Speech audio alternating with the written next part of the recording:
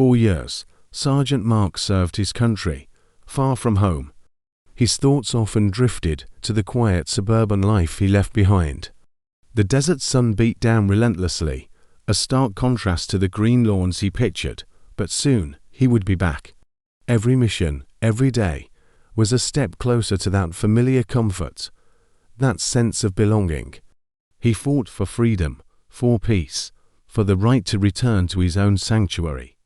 The promise of home was his guiding star through the darkest nights. Finally, the day arrived. Mark meticulously packed his gear, each item a memory of his service. The weight of his rucksack felt different now, lighter with anticipation, heavier with experience.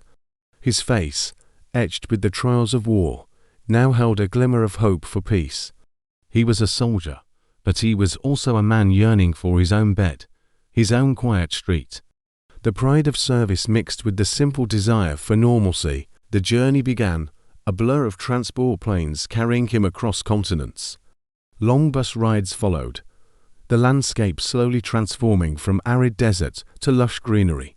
Each mile brought him closer to the familiar sights and sounds of home. The transition from a war zone to civilian life, a journey not just of distance, but of the soul. Finally, the green suburban streets, a sight he had longed for, now within reach. The taxi pulled up to his driveway. Mark stepped out, a deep breath of home in his lungs, but something was wrong. Unfamiliar cars lined the curb, and a sign stood proudly in his yard. A for rent sign, on his property. A cold dread began to creep in. He approached his front door, his heart pounding with a growing sense of unease. This wasn't the homecoming he had envisioned. He fumbled for his key, the familiar weight in his hand. It didn't fit. The lock had been changed. Through the window, he saw them, strangers, sitting on his sofa, in his living room. Disbelief warred with a rising tide of anger. His home, occupied by others.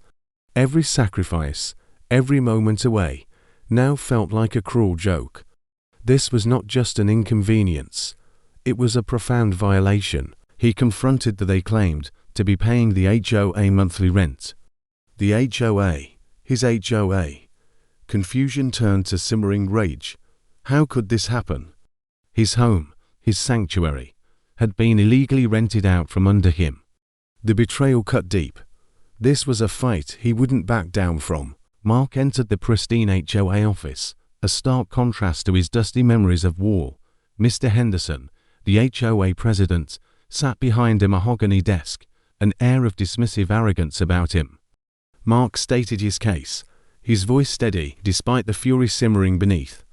Henderson listened, or rather, pretended to, his eyes scanning documents, not Mark. The air was thick with tension, a silent battle of wills. Henderson began his explanation, a web of bureaucratic jargon and false claims. He claimed the home was he refused to evict the new tenants, citing obscure clauses and regulations. Mark listened, his face impassive, but his mind was already formulating a plan. Henderson's arrogance was a challenge, one Mark was ready to meet. Mark left the office, his steps purposeful. The conversation was over, but the battle had just begun. He pulled out his phone, his fingers moving swiftly. He knew who to call. His expression was cold, calculated. This wasn't just about his house anymore. It was about justice, about respect for those who serve. He was calling his family, his brothers in arms, his platoon. The quiet suburban afternoon was shattered by a low rumble. A military transport truck, out of place, yet perfectly aligned with Mark's resolve. It pulled up to Mark's house, a silent declaration of support. The neighbors, drawn by the unusual sight, began to peek from their windows. This was no ordinary delivery. The back ramp lowered with a hiss, and one by one, Mark's platoon emerged. Fully geared, disciplined, they jumped out, forming a silent, formidable line. 30 soldiers, standing in formation on a suburban lawn, a powerful statement. Their presence spoke volumes, a silent promise of unwavering loyalty. Mark stood among them, no longer alone, but backed by his chosen family. Neighbors emerged from their houses, their faces a mixture of shock and awe. Inside Mark's house, the tenants were visibly panicking, their casual demeanor gone. The sight of the platoon was an undeniable force, a silent, powerful threat. The quiet street was now a stage for an unexpected drama. The message was clear: Mark was home, and he was not alone. Mr. Henderson's luxury car sped down the street, oblivious to the unfolding scene. He rounded the corner, his usual smug expression firmly in place. Then he saw them, 30 soldiers, staring him down. His car screeched to a halt, the color drained from his face. The arrogance vanished, replaced by pure terror.